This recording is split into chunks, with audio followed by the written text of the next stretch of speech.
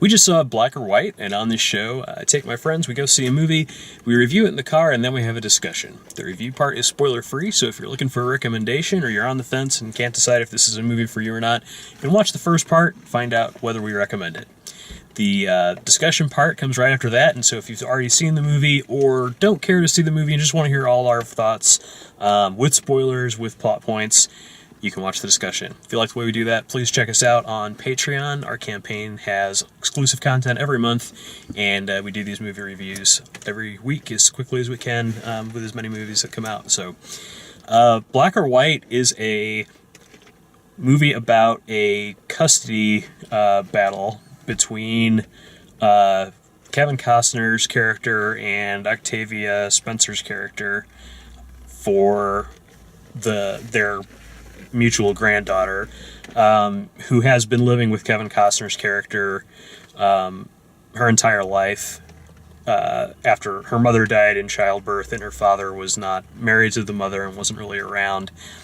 And Kevin Costner and his wife are raising the child. And at the very beginning of the movie, Kevin Costner's wife dies. And so it's kind of brought into question whether or not he can take care of her on his own, and Octavia Spencer's character, Rowena, wants to essentially share custody. That's what she originally wants to do. He says no way. He's said they're always welcome to come over here. Basically, he's worried about her being in Compton in South Central versus being where he lives, where, in the nice, safe, white neighborhood. And she ends up taking him to court and is suing for full custody instead of just shared custody, and, trying to make it legal instead of just a sort of agreement between two people. If that doesn't sound like a fun movie to go see, I was right there with you. I wasn't looking forward to seeing this. It felt like it was going to be kind of a brutal movie to get through, and to some extent, it is, because they get into some ugly things, and they talk about they get into the racial side of things. It's a movie called Black or White. You kind of expect that they would go there, but at the same time, it's also more of a study of the characters and the drama, and all of the characters in the movie are human. They have flaws. They have strengths. It ends with kind of I think most people that see the movie will find the ending to be satisfying, to be fine. I kind of looked at it as if they had just sort of worked things out like adults in the beginning, like none of the movie would have needed to happen. But because it did, we got to sort of explore more of this stuff. It was sort of making a drama to illustrate points rather than making a drama that had an arc where somebody learned something at the end. The whole court thing was just to elevate the discussion. Yes. And it was... it was no To Kill a Mockingbird. Right. It didn't have that level of gravity in it, or it was just a way for them to have the conversation that they wanted to have about race and about family and about raising children and things like that. So for me personally, I enjoyed it a lot more than I thought I would. There were a lot of people at the theater, which kind of surprised me as well. It didn't seem like a movie that I didn't know that it would have much of an appeal. I know Kevin Costner and Octavia Spencer are both really good actors, and people like seeing them and stuff. So that's probably what drew people into it. And if it had been, I think if it hadn't worn Black or White as its title, if it had been called something else, it wouldn't have been quite as uncomfortable to buy a ticket and go in and see this movie,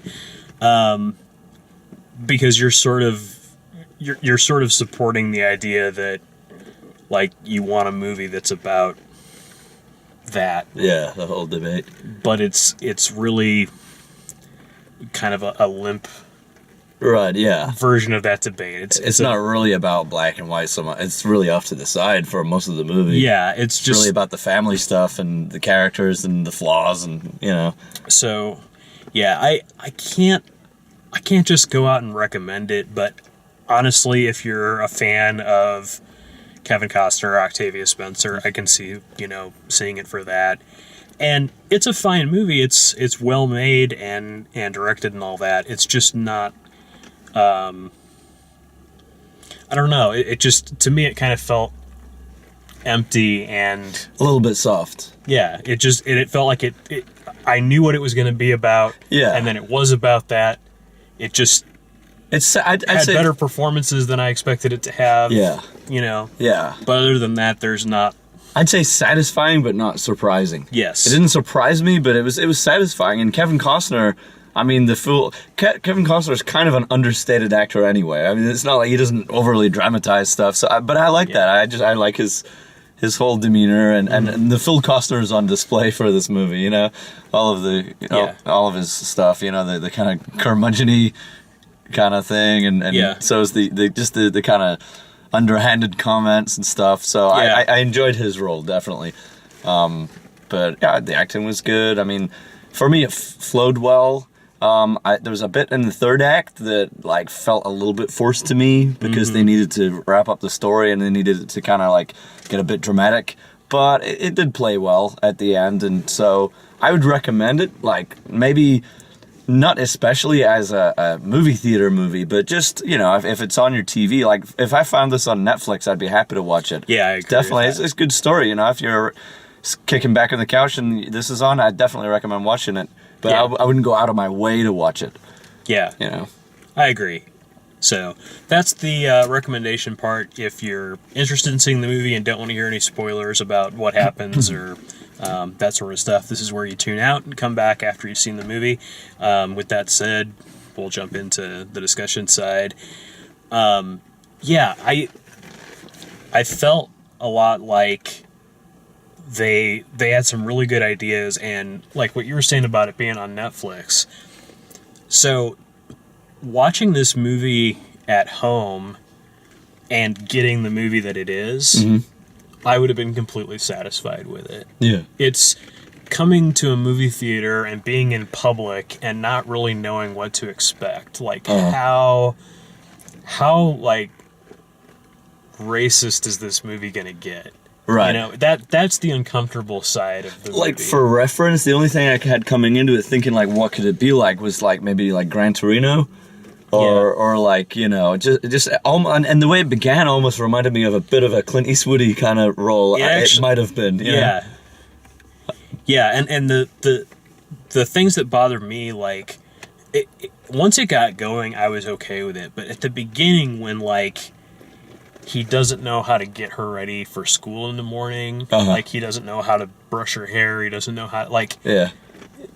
You've had the girl for 7 years. I understand that, your wife took care of her and He wasn't the one that did it. you're, a full-time, lawyer or whatever, and you're doing this other stuff. Yeah. But you're acting like this is the first time you've ever had any responsibility for this. See, that felt a bit forced, didn't it? That was to knock us over the head with the idea that he doesn't know what he's doing. It's going to be one of those wacky movies where the guy's out of his fish out of water, right? Yeah. How's he going to cope with this? Luckily, it doesn't stay like that. It doesn't stay like that, and I think in this particular movie, I think it's to illustrate that he may not be enough by himself. Yeah. To take care of her. Not that men can't take care of children, but which is kind of the way it started. It started slipping into that, right? Yeah, into that realm of this is every day. It's yes, this little girl exists every single day. That's what raising a child is like. Yes, it's constant. She doesn't take Thursdays off and not exist. When it went to, I want to say something. When it went to the court stuff, and the lawyers are talking about what's going to be good for them, what's going to be bad for them. What's going to be bad for them with him was the fact that the judge was going to be a woman, first of all, and black. But it's funny, like the curveball is it doesn't turn out that way at all. She's actually extremely level-headed and kind of comes down a little bit against the mouthy, the other grandmother. Well, yeah, It was kind of funny, the interplay between the judge and her. It's nullified by the fact that Octavia Spencer's character can't keep her mouth shut. Yeah. Which in a way is kind of funny, but it's also like it's sort of a mirror image of him because they're all worried about his rage issues when really she's the one that can't keep it together long enough to, get through the proceeding. Mm-hmm. And that was another point too, where when they went to the lawyers for the first time and the grandmother's lawyers made it about race. Yeah. And then that was the whole thing. That's how they were going to win it. And then his lawyer started making it about race. Yeah. And there were a couple of scenes where they were like, you can't go in front of this judge and make it about the father because that just isn't how it works. Like we can't. Yeah. We can't. Well, that's right, isn't it? It was their idea. You got to make it that he doesn't like black people.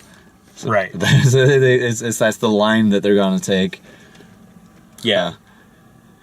Yeah, that her lawyers were the ones that were pushing for that. That was kind of a cool story thread that was going through the whole thing. Was there's what the people who are actually going to have custody or shared or otherwise, like they've got their own thoughts, and then you get these people, this layer of people now kind of deciding for them, and how they're, I don't know, it was kind of funny, like their hearts are getting tugged along by what they need to do for this court thing. Right. That was like its own story thread that was going on. Like they were doing and saying things that they didn't really agree with, they felt bad about. Yes, that is true, and it's also true that even while they were in the midst of the court thing, they had a relationship completely separate from court. Yeah. That was pretty much that like was the one they always had. Yeah, exactly. Yeah. It was so strange. Including a pool party during court proceedings. Yeah. So Well, and the whole thing with like he went over and took her without permission. Yeah. During the court proceedings. Yeah. And Kevin Costner came over to get her and found him like smoking crack and and that's another thing where it's like I don't care that yes, I understand you're trying to like protect her so that she can have a relationship with her grandmother and all of that stuff, but you're in the middle of fighting for custody and they kidnap the child in question. Game over. Like go to court. Yeah, in real life. In real life, like so many times it was like and then game over. Yeah. Like although kind of in the movie they just made it about the fact that he was so clueless he just thought that would be okay because the maid said the maid let her go. Well, it wasn't, and then the mom slaps him and stuff because he was so clueless. That's part of it, but the other part of it is that Kevin Costner's character always knew best about how to deal with the father. Like, he always... Like, he didn't destroy the guy. He just wanted him gone. Yeah, or clean. And that was his consistent thread. Yeah. Like, he didn't want to put the guy in jail for statutory rape. He didn't want to put the guy in jail for right, because he never pressed charges for any of that stuff before. Yeah.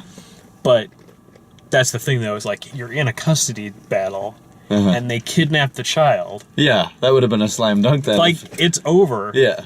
And he doesn't do anything about it. Yeah.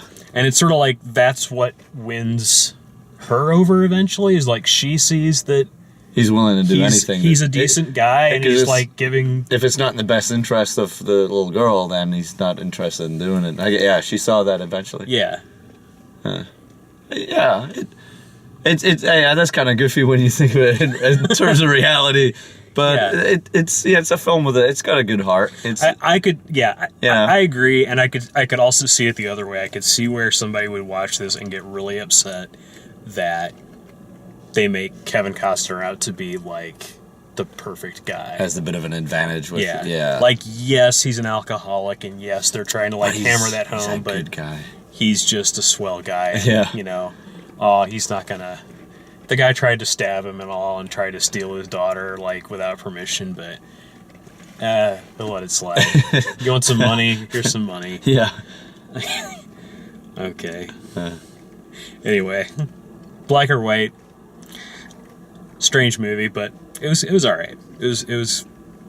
I'm glad I saw it. Yeah, I enjoyed it. Yeah, so if you like the way we do these, like the video, please subscribe, share it with your friends. Check out all the written and video reviews of all the movies we watch at DaleMaxfield.com. Thanks for watching.